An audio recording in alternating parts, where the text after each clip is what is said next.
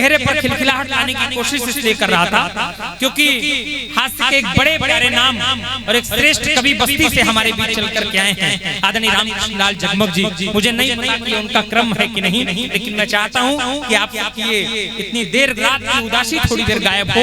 और जैसा मैंने बताया कि हास्य में दोहों का चलन चल चला था, उस पर दुमदार दोहे उसके जनक कहे जाने वाले नाम आदरणीय जगमग जी हमारे बीच हैं। हास्य के एक प्यारे से नाम, जरा जोरदार तालियां बजा करके जगमग दादा का अभिनंदन करिए और बुलाइए माइक तक कि अपने जख्मों को आईना बनाया हमने। अंजुम रहबर जी ने कहा बुलाइएगा जगमग दादा को कि अपने जख्मों को आईना बनाया हमने, तुमको हंसता हुआ चेहरा दिखाने के लिए। और इतना आसान नहीं खुद का तमाशा करना, कलेजा चाहिए औरों को हंसाने के लिए। आदरणीय जगमग जी, इस माटी को पहले प्रणाम करता हूँ कि रेगिस्तान नहीं धरती की घाटी है। ये रेगिस्तान नहीं धरती की घाटी है, भारतीय संस्कृति की यह परिपाटी है।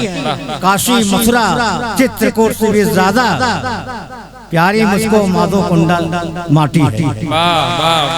प्यारी माधो कुंडा की यह माटी है। ये रेगिस्तान नहीं चंदन की घाटी है, भारतीय संस्कृति की यह परिपाटी है। काशी मथुरा चित्रकूट से भी ज्यादा प्यारी माधो कुंडा की यह माटी है। मित्रों, इस माटी का मैं नमन करता हूँ और पासी जी को एक मुक्तक समर्पित करता हूँ। मैंने इनके व्यक्तित्व को देखा है कि ठेस कैसे हूँ लगे पीर तुम्हारी होगी, ठेस कैसे हूँ लगे पीर तुम्हारी होगी, गीत में दर्द की तासीर तुम्हारी होगी। मेरी नजरों में नूर बन के समाने वाले आईना कोई हो तस्वीर तुम्हारी। मित्रों, हमारे मन पर भाई भूसर त्यागी हैं। भूसर त्यागी से मेरी मित्रता 50 वर्षों से 50 वर्षों से हम लोग एक साथ कवि सम्मेलनों में आ जा रहे हैं और 50 वर्ष की यात्रा कम नहीं होती है। 1972 से हम लोगों की मित्रता है और उनके आदेश को मैं अध्यादेश समझता हूँ। मैं हास्य व्यंग का कवि अवश्य हूँ, आपको हंसाऊंगा, दुमदार दोहे भी सुनाऊंगा। हम लोग एक बिरादरी के हैं, तो बिरादरी की बात जब याद की बात है तो मुझे 4 पंक्तियां याद आती हैं। स्वागत आपको शायद है दूं कि कुत्ते क्यों भौंक रहे हैं कैसा बवाल, कुत्ते क्यों भौंक रहे हैं कैसा बवाल है, पूछने पर कोई नहीं बताता जी हाल है।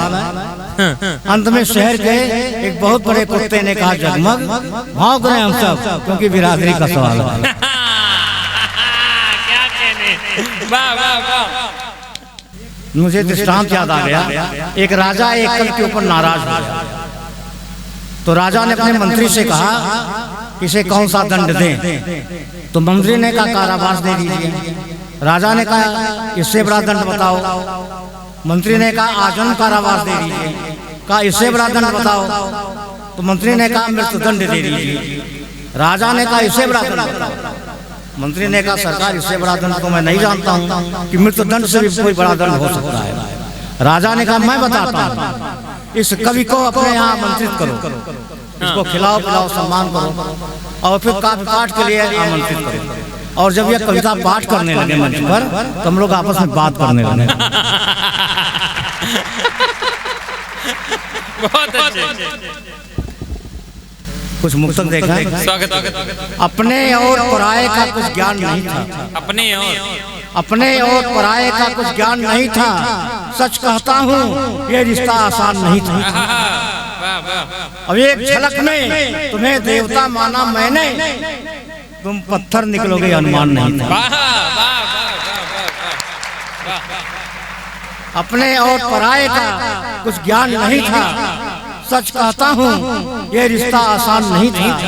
एक झलक में तुम्हें देवता माना मैंने, तुम पत्थर निकलोगे ये अनुमान नहीं था। एक मुक्तक देखा कि अपनी छाया से भी अब डरने लगा, अपनी छाया से भी अब डरने लगा हूँ, रिक्तता को गीत से भरने लगा। अपनी छाया से भी अब डरने लगा हूँ, रिक्तता को गीत से भरने लगा हूँ, दोस्तों के कारनामे देखकर दुश्मनों से दोस्ती करने लगा।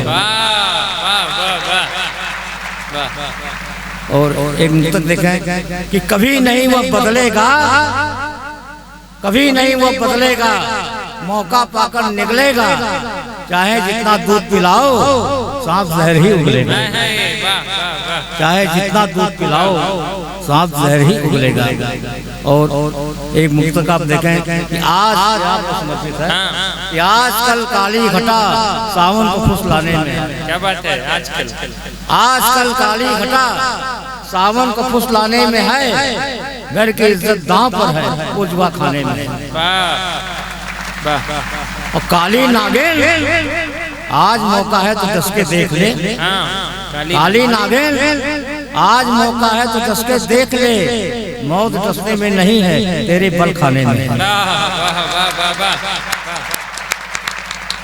आजकल काली घटा सावन को फुसलाने में है, घर की इज्जत दांव पर है, वो जुआ खाने में है।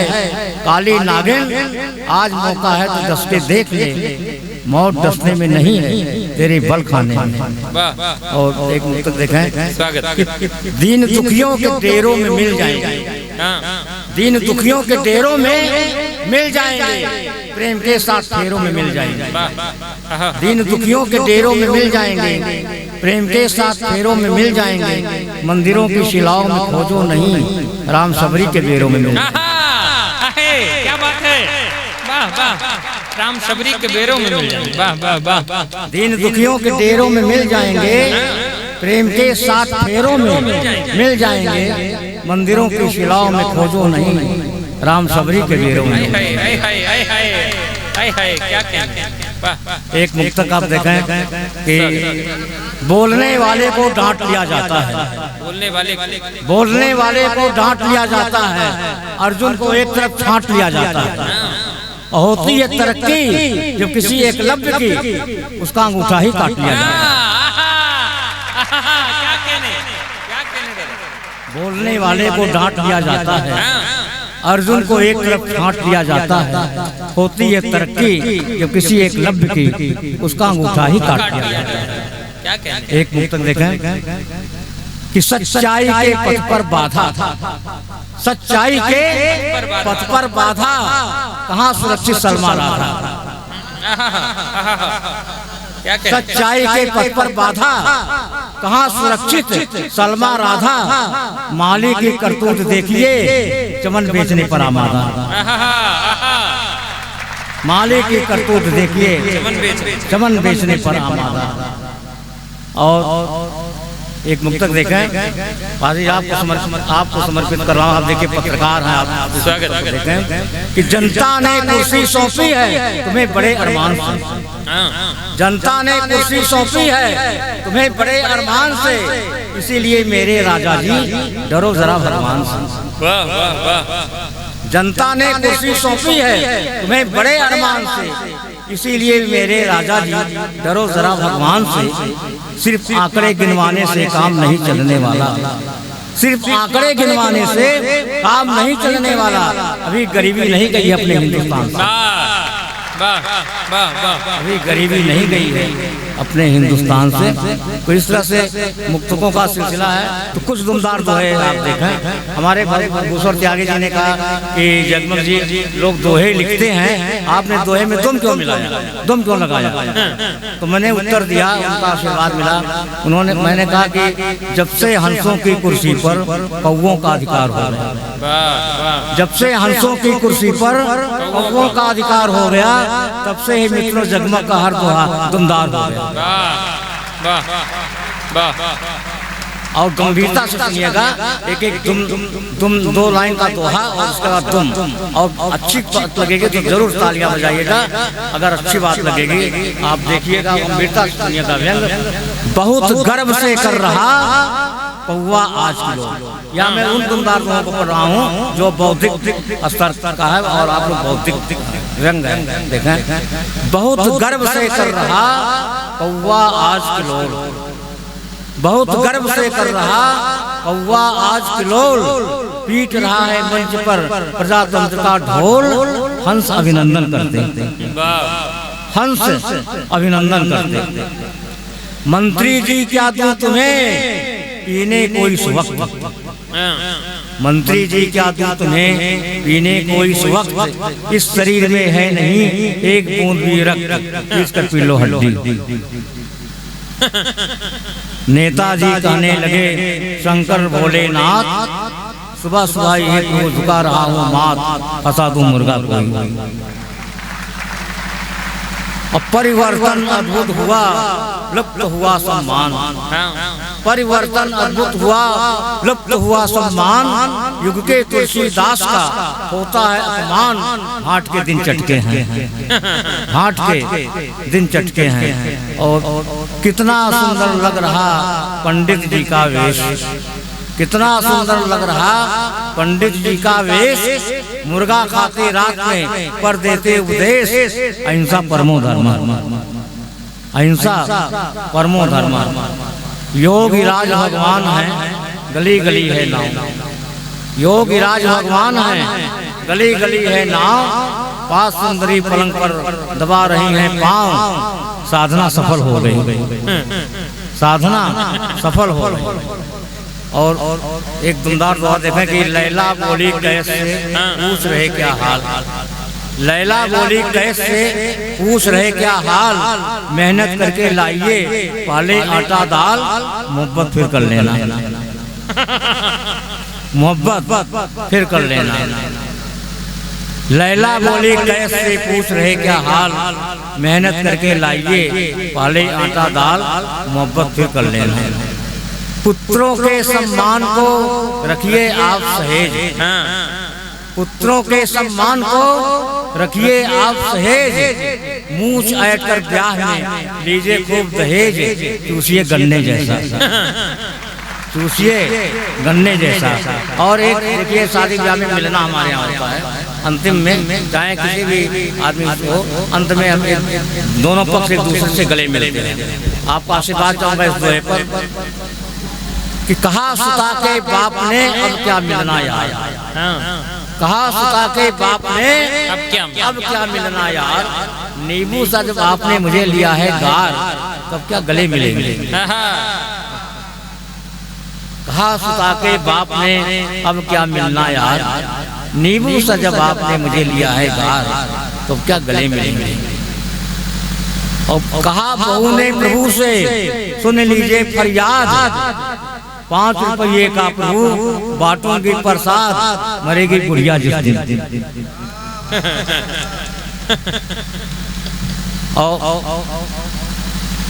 आपको एक दुआ अपना समर्पित कि पत्नी के ही नाम का जाप करें हर वक्त।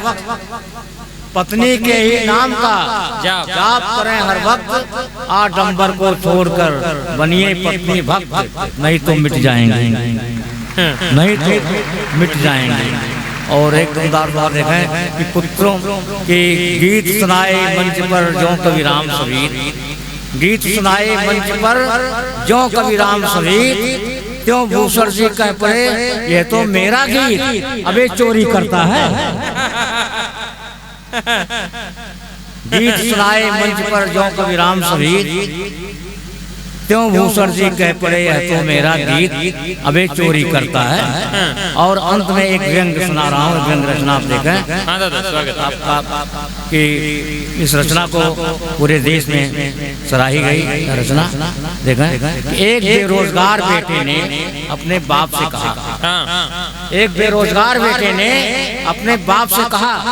व्यंग देखिए, एक बेरोजगार बेटे ने अपने बाप से कहा पिताश्री आपके रिटायरमेंट में केवल एक ही वर्ष 50 शेष।